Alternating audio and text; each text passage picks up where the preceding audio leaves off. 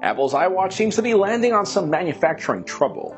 The Nokia Lumia Icon gets confirmed killing years of some crazy model numbers. And Intel's new plan to help you dual boot Windows and Android is on its works. I'm Jaime Rivera, and can you imagine a bottle of beer that could dual boot into a cup of coffee the next day? Wishful thinking, but this is Pocketnow Daily.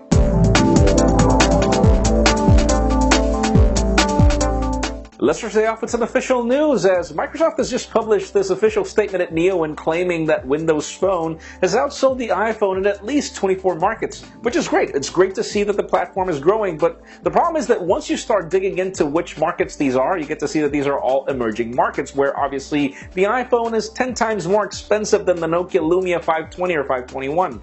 Again, it's great to see that the platform is growing. It's just something that is not really as big as they make it seem. And speaking of Windows Phone, Verizon has just spilled the beans on the Nokia Lumia Icon. And yeah, this is pretty much the first phone that I remember that has a name and not a number, which is great. It's great to see evolution, at least the naming. We're not sure why this is happening. This is pretty much the Nokia Lumia 929 that was rumored recently, which is pretty much a 1520 only for Verizon. A couple of changes there, but it's a great phone. Stay tuned, as we are expecting for the official announcement, you know.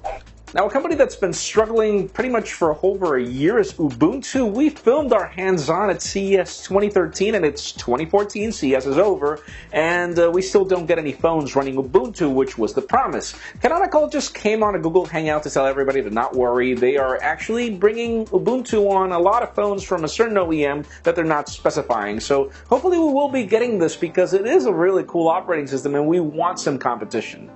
And another company that seems to be struggling with building something is Apple, as we get more rumors that they're struggling with the iWatch, this time because of leadership, because of production problems with the battery, with the display. Apparently they're landing a lot of issues, up to the point where Apple has actually changed the whole leadership team from this project and adding some other people in order to get this happening. We're still not sure what to expect. We already got the new Gorilla Glass for watches and everything, so this is something that we are expecting to happen very soon. We just don't know exactly when. Stay tuned for that. And finally, for the hot news of the day, even though Intel has had a lot of trouble trying to make some relevance in the mobile market, they've just shown us their strategy on how they're planning to do it. They showed us this Asus tablet that's actually running Windows and Android, and they showed how that thing can dual boot between operating systems in 4 seconds, which is actually awesome. It is really, really good. It's probably the future. They're planning to make their mobile processors in the future compatible with both operating systems, and that's the strategy, which is great. We just hope that they make that free as well, as Android is free. But anyways, that leads me to the question of the day. Would Windows tablets be more appealing to you, or Android tablets for that matter, if they ran Windows or Android the other way around?